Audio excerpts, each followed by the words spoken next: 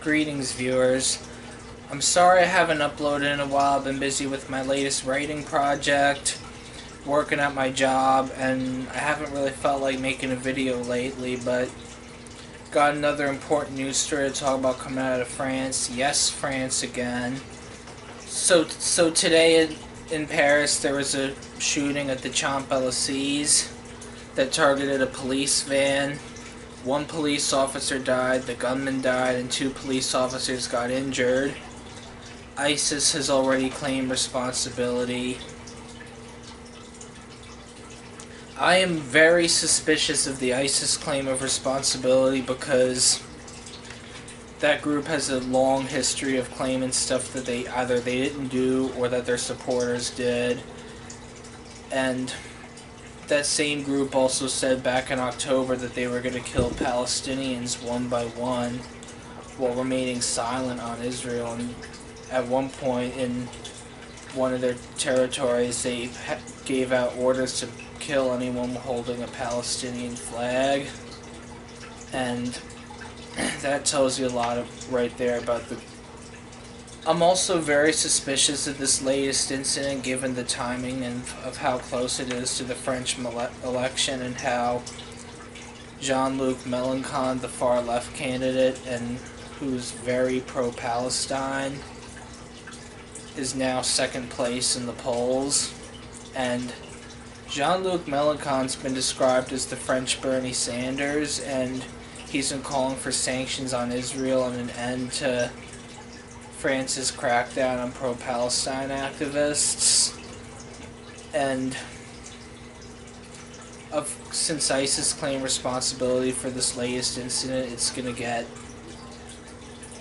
days of round-the-clock, wall-to-wall news coverage, and any Muslim leaders condemning it are probably going to get 2 to 3 minutes, and that's if they're lucky.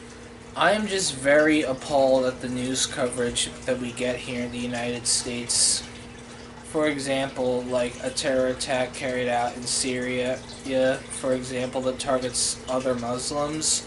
Not even a blip on the TV news radar, but one person dies over in Europe at the hands of a ISIS member.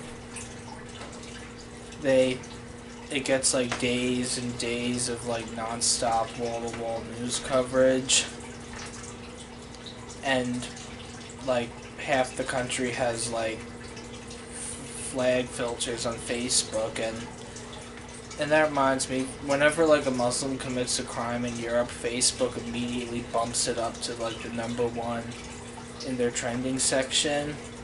And I would like to say that Facebook should be held accountable, especially since Facebook allows like racist picture memes to spread, and when I try and report it, it says does not violate community standards.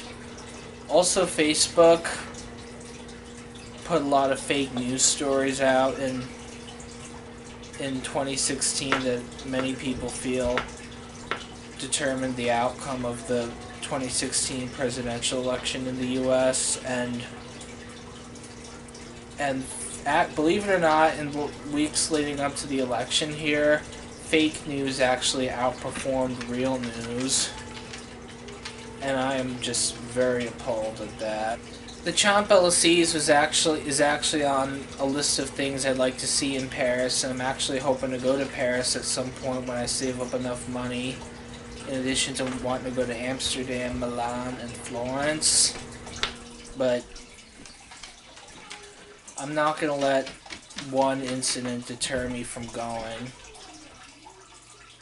I don't have much else to say about the latest terror incident in Paris, and I urge you to once again take the ISIS claim of responsibility with a grain of salt. I'm also suspicious of the incident given its timing in the French elections. I also really like Jean-Luc Melenchon. And I hope to God that Marine Le Pen loses. I might have another video coming tomorrow or Saturday. So be on the lookout. Peace.